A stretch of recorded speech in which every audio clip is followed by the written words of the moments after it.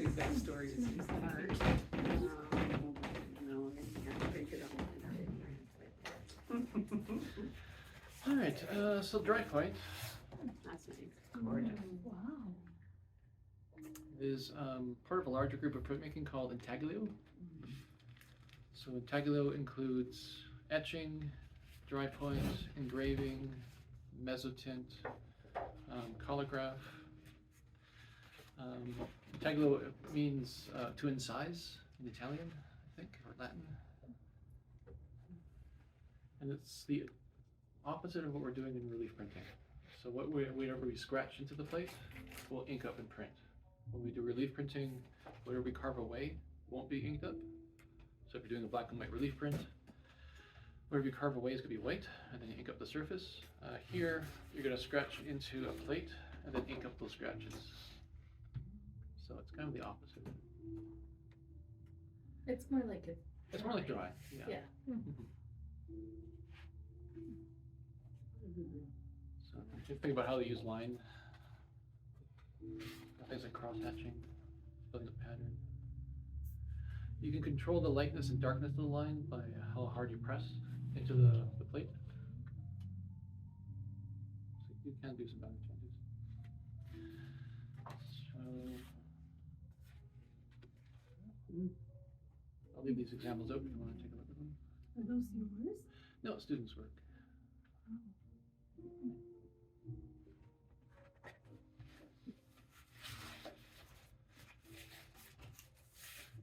So Drypoint's the most straightforward form of intaglio printing. Basically, we're just going to scratch into a plate and then print it. Saying intaglio? Intaglio. Yeah. Intaglio. I'm sure I'm mispronouncing that. E or A? It's an N or and?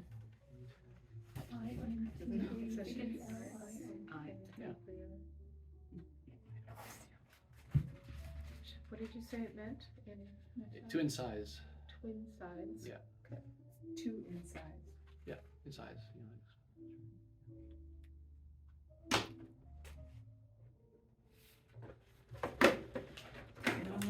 So I brought some scribes or etching needles. We got these ones here, and then we got these double twisted scribes or etching needles. Really, anything that has a point on it would work. If you go like Princess Auto, they have mechanic scribes for marking metal when you're cutting metal. Those would work. Or you get really nice ones like these ones here. For the plates, I've got pieces of plexi. And I got tiny little pieces of metal. I know, they're adorable. The reason why they're so small is we're going to use this little press for the printing. Sorry. I know. It's funny, but it works, right? It does work, yeah. Is it 3D printed? It's 3D printed. So this is Dawn Rugel gave me this press. She's a member of SAS Printmakers. I can give you the website, I'll have to find it, but people design these and then they sell the plans and then you can find a 3D printer and then make your own 3D printing press. Amazing. So would you say on the Mylar? This? Oh, Flexi. Oh, plexiglass. So this is plexiglass. And this is aluminum. Traditionally, Drypoint or etching has been done on copper or zinc. Copper is really expensive, so it's not used as much anymore. We use aluminum at the university just because it's cheaper and it's easier to find.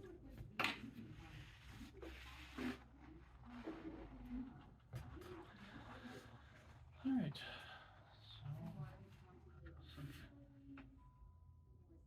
I'll do one of each.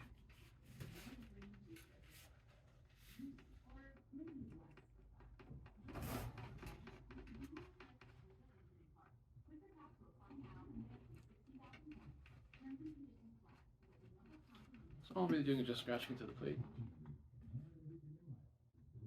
And the harder you press, the deeper the line is, and the more ink it's going to hold. And the lighter you press, the less ink it holds. Are there any ways to do kind of like image transfers or marking, or are you really up to just like drawing freehand what you want to do? You can draw freehand, you could use that chalk paper, Oh, to kind of show up. Sharpie does work, but Sharpie actually acts as resist to the ink, and you get white lines. Okay. It's kind of weird. At least with the oil-based ink. I'm not sure with the Hues ink. Just like relief printing, your image is going to flip. Keep that in mind, that stays the same. And with Drypoint, you'll get kind of a rougher line than you would if you do an engraving or an etching. With Drypoint, you're not removing much of the metal. What you're doing is when you press into the metal or the plexiglass, you're forcing it on either side of the line. It kind of creates a burr. And that burr kind of creates a fuzzy line. When it looks like a charcoal line almost.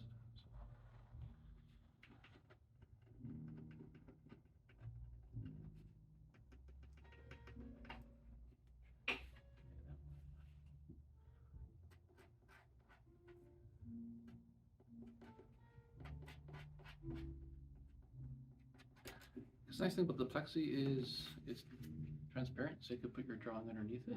Yeah. Great. That's a good idea. Because it's clear. I guess just with the caveat that it's going to print the opposite direction of. Have your drawing yet? You could invert it in Photoshop and then print it out.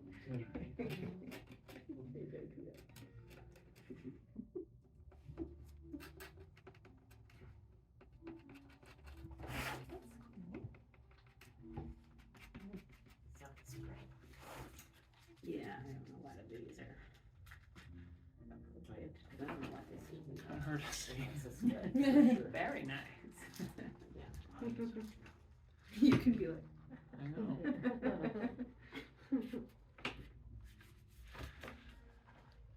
So for intaglio, usually print on wet paper or damp paper, so it's usually not dry. And I'm just gonna spritz it, just like we did for Shinkale. Sit. So should it be damp or should it be wet? Damp, damp. Okay. Yeah.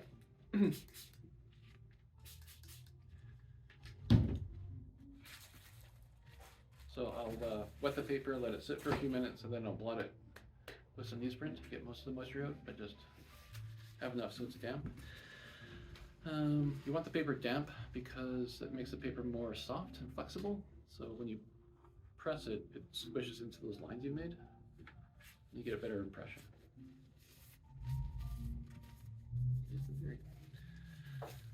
For ink,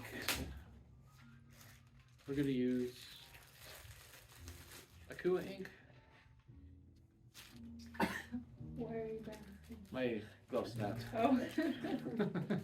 And now it's gone on video forever.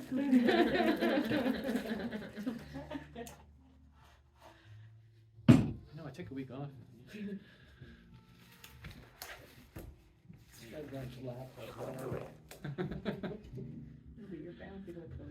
So we're going to use Akua ink. I brought some here, so we can use this one. It's just black. So it's a water soluble ink, etching ink. You can get oil-based ink as well. If it's water soluble, why won't it bleed on your damp paper? I don't know. Good question. It doesn't, but Okay. I know it's soy-based. I don't know if that means anything. I find it gets on your hands really easily, so use your gloves. To apply the ink onto your plate, we're not going to use a roller or a brayer. We're going to use little pieces of mat board. I'm just going to dip a little bit. Squeegeeing it in. Yeah. So if it was bigger, would you use mat board still? Yeah. Yeah, that's what I usually use. I'm sorry, I missed that. You're putting the ink directly on? Yeah, so Okay. that's what I look like right now. Big black mess. But basically, I'm just taking the piece of mat board and I'm just forcing the ink into those lines. So I'm kind of skimming it over.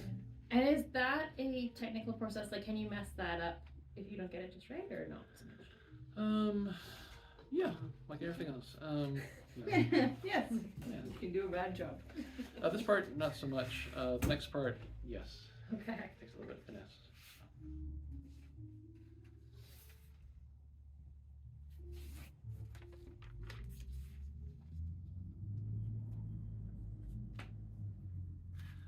So now I'm going to wipe off the excess ink with this stuff. So it's called tarlatan. Basically, it's cheesecloth with starch. Could you use just cheesecloth? It'd be a little bit too soft. Okay. If you can't, this you have to kind of. It's hard to find. I have to order it from the States. Another option would be tulle. You know what they use for wedding dresses.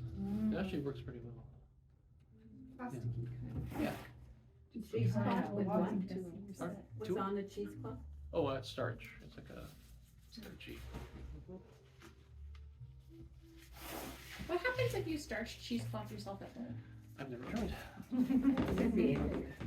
It's just starch in the kitchen, right? Just like you would do with your printing paper Right. on water. I just wanted to ask in case he was like, yeah, no, don't do that, because I tried and some weird thing happened. Just No. cornstarch. That's a good idea, I guess. There's also like fabrics, starch. Oh, fabric, sorry. Stiff. Sorry. Oh, that's really stiff. Go back. Yeah, the cheesecloth would be too soft and it would take off too much ink. This, all of you. Okay. Go. Do you think we could start our own No, you cheesecloth? need to print something that's small. Sure. It's really cheap. Yeah. People used to starch their collars and stuff. I don't know. Yeah. Where would you purchase that? This stuff? Yeah. Art store. Like I get mine from Takish Press down in the States. Sorry, can you say that again? Takish? It's on his apron. Oh, there we go. Sorry, you may not have been here when we all discovered that. No, maybe not. Above Ground Art Supplies out of Ontario. They carry it as well. It's actually cheaper to buy it from them. Package? Yeah. It's cheaper at the foot. It's cheaper to buy it from the US? Yeah. Per foot, it's actually cheaper. For university, I buy a big roll of it, like 100 yards. So, Sorry, the other one was above ground. art supplies? Art supplies. They're out of Ontario.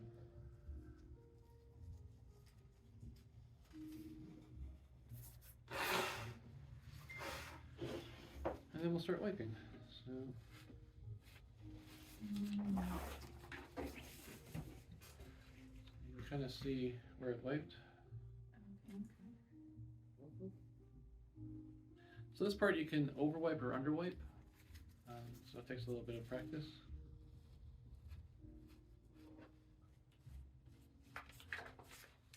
And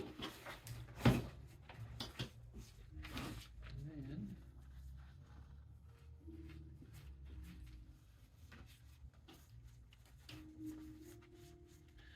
so think of tarlatan, you kind of bubble it up, and then as a part of it gets too dirty, you just kind of find a new spot. It can be reused a number of times, you don't need a fresh one every time.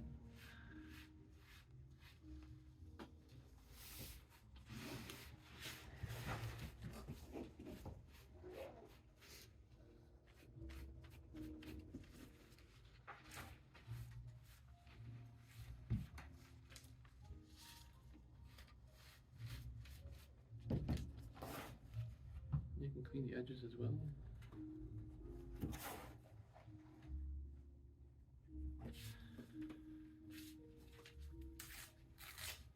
And the final wipe you want to do with a piece of newsprint, just to get rid of any swirls or smudges.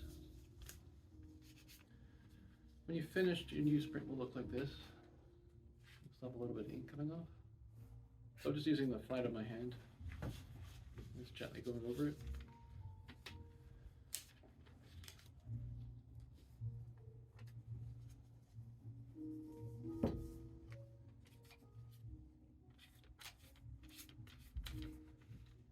There should still be some ink coming off onto your newsprint. If it's totally clean after your wipe, you probably overwiped. Your image will be too light.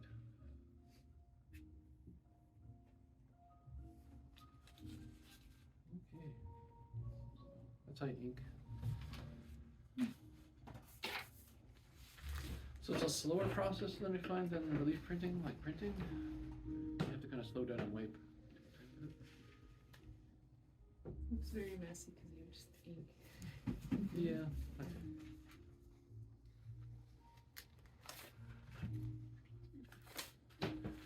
right.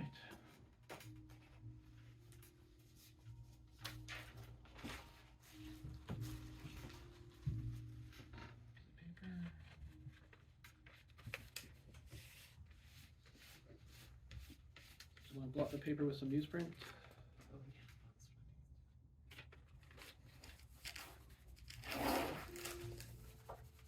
And you just want it damp, you don't want it soaking wet. You can just double check and make sure there's no shiny spots.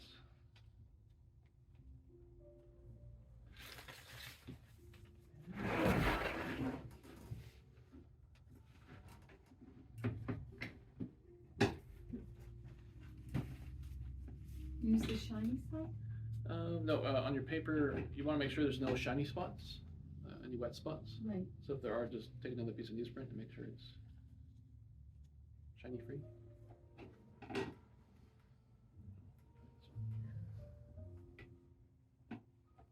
And there's a little piece of mylar on here, so it's easy to clean after. You can make a tiny little registration sheet, which would be adorable. I would do it on Pullman.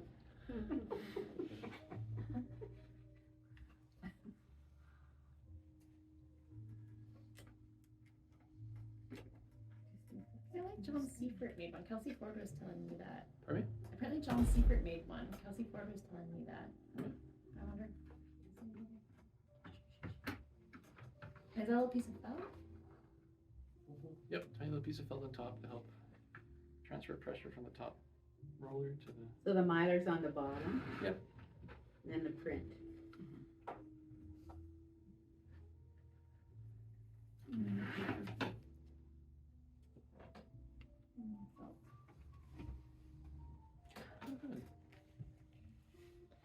Oh. What is it? It's an eye. Just cried. That's a little printer. Cool. The element of surprise. Yeah. I always love the embossed.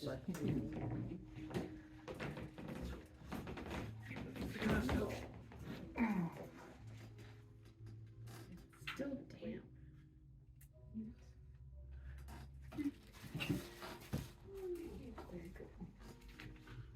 Yeah. What's the proper name for the pad that it went through that? Like this? Yeah. Oh my gosh. I love this. So it's a piece of felt or I get black on my blanket. paper. Yeah. Right? So you cut the felt in the mylar. It's to fine. go with your I'm just With this, yeah. in the bag. Don't worry about it. I'm not even breathing good in your night. Don't even look at my nice pic. Yeah.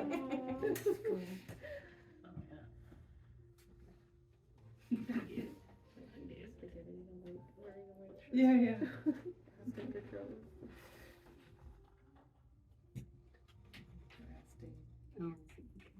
Oh, I'm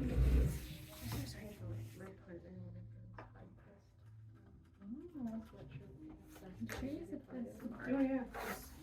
You see that? Maybe a tiny bit, yeah. He did. It's perfect. On the white. And it's a white Yeah.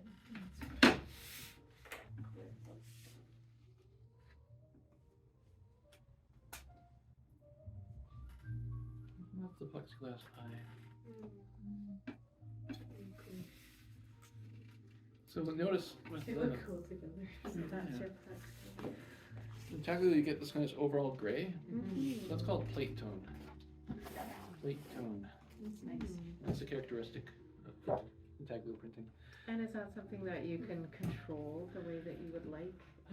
To a certain extent, especially the grain of the metal. If you notice the plexiglass, Right, it's a lot cleaner. Mm-hmm. There's not much plate tone. Mm-hmm. You can go and polish up the metal, and the shinier, the more polished it is, the less ink it's going to hold. But it has kind of like a grain texture to it. Or if you wanted to, you could take a 600 or 400 grit sandpaper and then sand it and get more of a light tone. So you can kind of control it that way. So always holding. Yeah. That's a really lovely piece. I don't know who did it.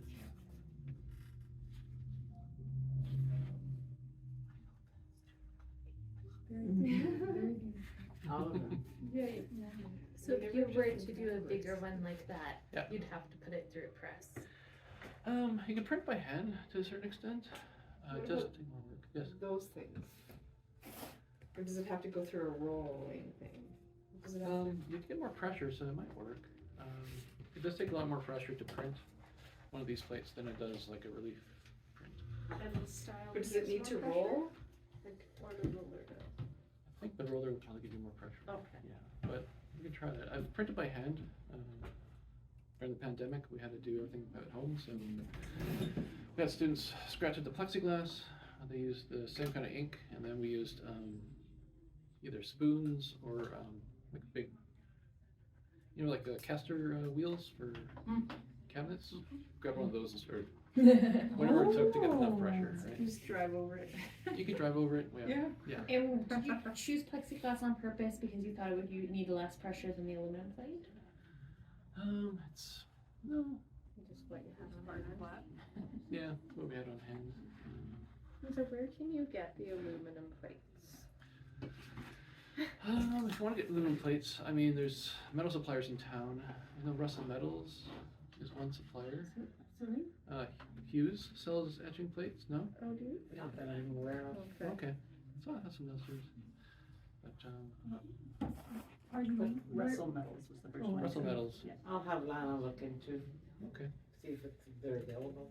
Okay. I'll send some nosters. Yeah. So you have to find a metal supplier. You have to buy. That's the only 6 thing, 4 by like, 6 foot sheet. They sell And then you're 4 gonna by 8 sheets. 8,000 inch by inch. Like, yeah. So I don't know how small they'll go. How steel mat will sell metal as well. Have you ever been to steel mat? Yeah. They're really expensive though, I find. Yeah, but they might have smaller pieces that are a little more. We did have etching plates in our university package, Okay. Yeah. but the university was graciously supplied us with them. Oh, Okay. Oh, and the university bookstore would have them as well. Yeah, well, Jacob okay. gave them to us for Okay. the package. The bookstore, university bookstore. So you get small ones there. They just have like standard sizes or. Yeah, the smallest they have is 12 by 18 inches, Oh, which is still really big, yeah, that is. even if you're using a larger press. Then you have to get it cut. Yeah.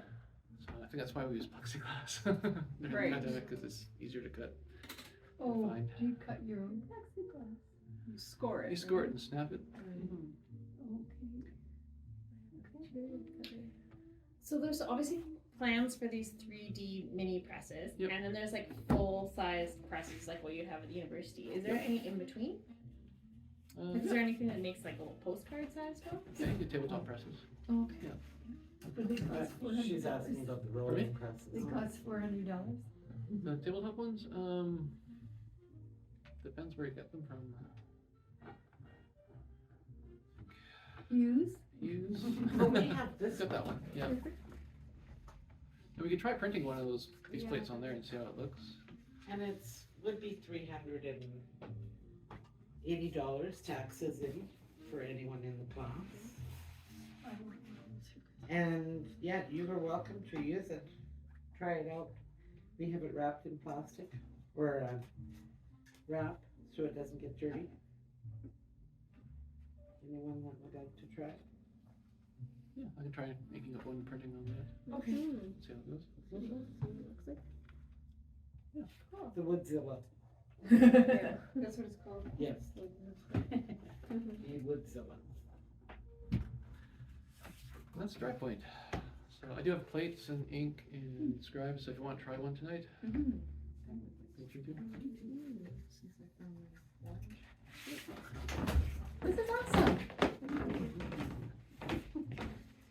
in the tools. I feel like I see those tools all